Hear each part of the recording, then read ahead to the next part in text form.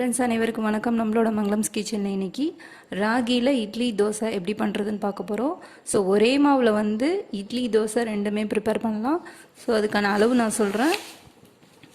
பார்த்திங்கன்னா ராகி எடுத்திருக்கேன். ராகி ஊறுறதுக்கு வந்து ஒரு 5 மணி நேரம் ஆகும். அதனால் நம்ம அரிசி ஊற வைக்கிறதுக்கும் 2 மணி நேரத்துக்கு, அரிசி வந்து 3 மணி நேரம் ஊற வைக்கணும். அதுக்கும் 2 மணி நேரத்துக்கு முன்னாடியே நம்ம ராகி ஊற வச்சிட்டோம்னா கரெக்டாக இருக்கும். ஸோ 2 கப் ராகி போட்டுக்கிறேன். ஒரே மெஷர்மெண்ட் கப் வச்சுக்கோங்க. இது நல்லா 3 தடவை நல்லா உமியெல்லாம் சிலதில் இருக்கும், சிலது நல்லா சுத்தம் பண்ணியே இருக்கும். அதனால் நல்லா உரசி கழுவி எடுத்துக்கலாம். ராகி வந்து நல்லா வாஷ் பண்ணிட்டேன். இப்போ வந்து தண்ணி ஊற்றி ஊற வச்சிடலாம். மூழ்கிற அளவு தண்ணி ஊற்றிக்கோங்க. இது வந்து ஒரு மூடி போட்டு மூடி வச்சிடலாம். இது 2 மணி நேரத்துக்கு அப்புறமா நம்ம அரிசி உளுந்தெல்லாம் ஊற வச்சுக்கலாம். அடுத்ததாக பார்த்திங்கன்னா இட்லி அரிசி எடுத்திருக்கேன். அது வந்து ஒரு 3 கப் போட்டுக்கலாம்.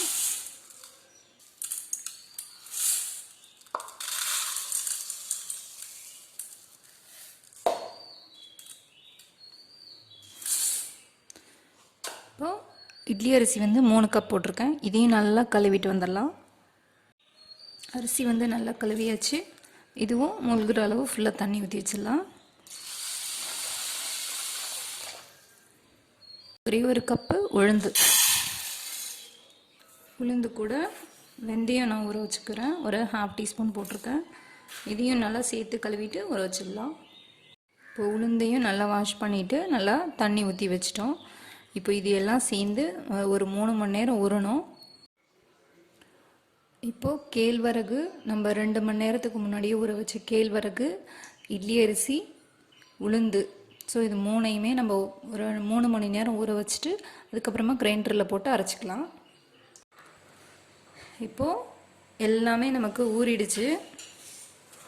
ராகியும் நல்லா ஊறிட்டு அரிசி உளுந்து எல்லாமே நல்லா ஊறிடுச்சு. இப்போ கிரைண்டரில் போட்டு நல்லா ஆட்டிக்கலாம். ஃபஸ்ட்டு வந்து ராகியை தான் நான் போட போகிறேன். ராகி போட்டு கொஞ்சம் ஒரு 5 நிமிஷம் ஓடினதுக்கப்புறமா அரிசி சேர்த்து இதோட ஓட விட்டுடலாம்.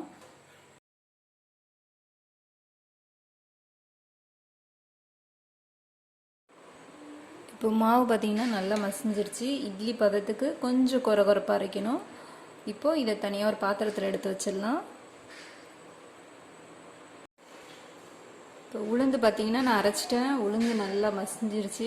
உளுந்தோட பதம் பார்த்திங்கன்னா அப்படியே பார்க்க ஐஸ்கிரீம் மாதிரி இருக்கணும், நல்லா நேவாக இருக்கணும். ஸோ உளுந்தையும் அரைச்சாச்சு, ராகி அரிசியும் அரைச்சாச்சு. இப்போ ரெண்டையும் நல்லா மிக்ஸ் பண்ணி உப்பு போட்டு நம்ம கரைச்சி வைக்கணும். இது வந்து நம்ம ஃபஸ்ட்டு அரைச்ச ராகி அரிசி கலந்து அரைச்ச மாவு. உப்பு வந்து நான் ஒரு பொடி போட்டிருக்கேன். தேவையான அளவு உப்பு போட்டுக்கோங்க. இது கூட நம்ம இப்போ அரைச்ச உளுந்து மாவை சேர்த்துக்கலாம்.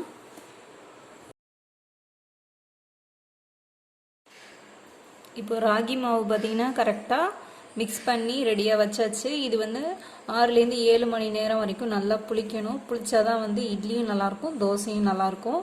ஸோ நைட்டு நான் கரைச்சி வச்சிட்டேன். மார்னிங் வந்து காலையில் எழுந்து இட்லி தோசை உங்களுக்கு செஞ்சு காமிக்கிறேன். இப்போ வந்து ஒரு தட்டு போட்டு நல்லா மூடி வச்சிடலாம்.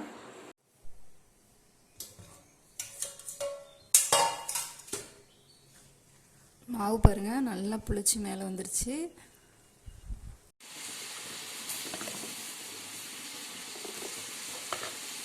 இப்போ மாவு ரெடி ஆகிடுச்சு. இட்லி தட்டில் ஊற்ற போகிறேன். நீங்கள் என்ன தடவி வேணாலும் ஊற்றிக்கலாம். இது மாதிரி இட்லி துணி வச்சு வேணாலும் ஊற்றிக்கலாம்.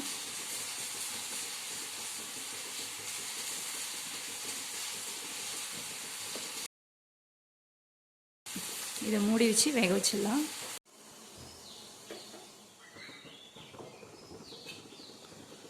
ராகி இட்லி வெந்துருச்சு.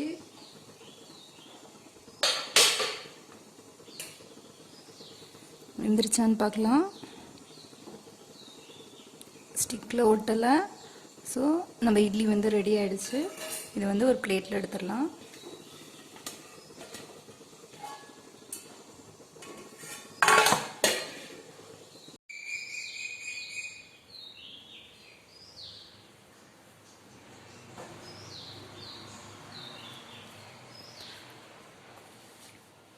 சுட சுட ராகி இட்லி சூப்பராக ரெடி ஆகிடுச்சு. நல்லா சாஃப்டாக இருக்கும். அடுத்தது பார்த்திங்கன்னா ராகி தோசை ஊற்ற போகிறேன். இது ஒரே மாவில் பார்த்திங்கன்னா தோசை இட்லி ரெண்டுமே சூப்பராக இருக்கும்.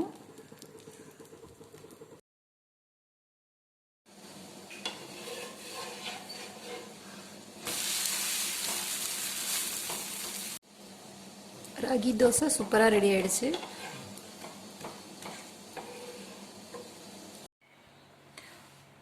இட்லி பார்த்திங்கன்னா ரொம்ப சாஃப்டாக இருக்கும். தோசை பசங்களுக்கெலாம் ரொம்ப பிடிக்கும். உங்களுக்கு இந்த வீடியோ பிடிச்சிச்சுன்னா மறக்காமல் லைக் பண்ணுங்கள், ஷேர் பண்ணுங்கள், கமெண்ட் பண்ணுங்கள். Thank you friends.